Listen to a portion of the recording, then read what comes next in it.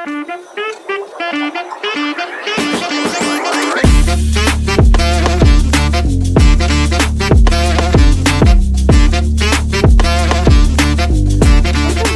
Community Corner podcast, Personal Finance Edition. I'm Olivia, and I'm joined by my co-host, Rashmi. Today, we're going to talk about needs versus wants. So, Olivia, what do you need to survive?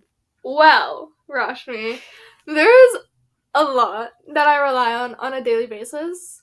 Like, I need clothes, food, tech, my phone, my laptop, transportation, mainly all of these things just to stay caught up with society.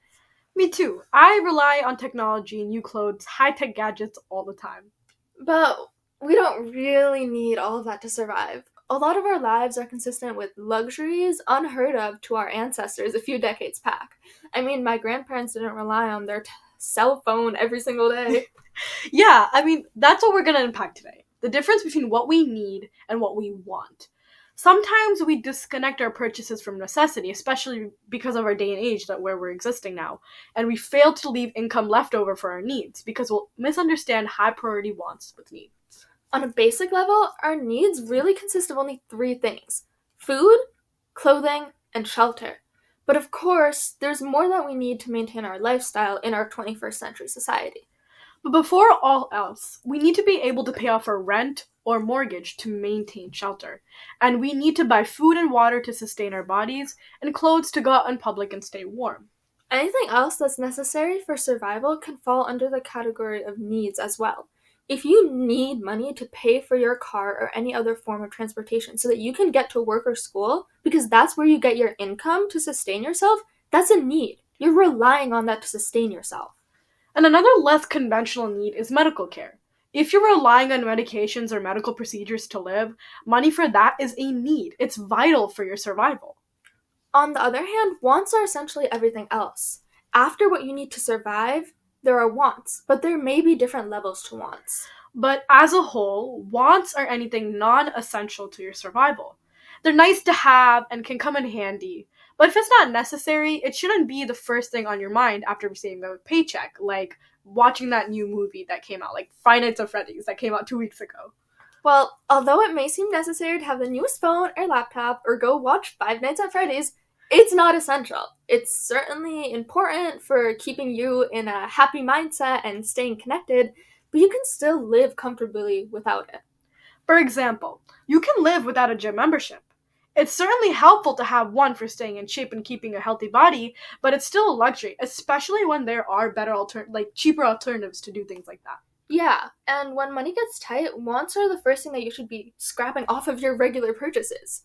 What you're managing your money to stay for, and when you're planning for your purchases, always keep your needs. Your gym membership is not more important than buying your groceries. But keep in mind that not all needs have to be the best possible version. Although clothes are a need, new clothes aren't. And again, like I said with the gym membership, there's always a cheaper alternative. So if you really want new clothes, just go to a thrift store. Yeah, exactly. So just like how you don't need the newest luxury car for transportation, you don't need the newest, most expensive version of your needs either. If it works, it works. Don't go out of your way to make unfeasible purchases. While we're on the topic of making choices with your needs and wants, it would benefit us to talk about growth needs. Beyond simply needing items for survival, there are also growth needs that are essential for you to achieve your life goals. Right, growth needs are anything that you feel is more important than basic wants for its vitality to your success as an individual, but it's not a core need. It's not one of those core 3 that we discussed earlier. So Rashmi, what's one of your growth needs? Well, I'm hoping to develop myself in the field of business. So, while new clothes might not be an essential to my survival, professional clothes are necessary for me to achieve my career and life goals. They're a growth need of mine. Not as important as basic needs, but it's definitely still up there on my list of priorities. Exactly.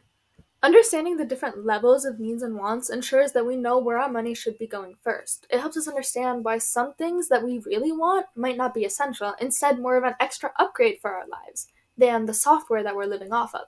So when money gets tight, there are logically different levels of what things we should scrap off our daily budget.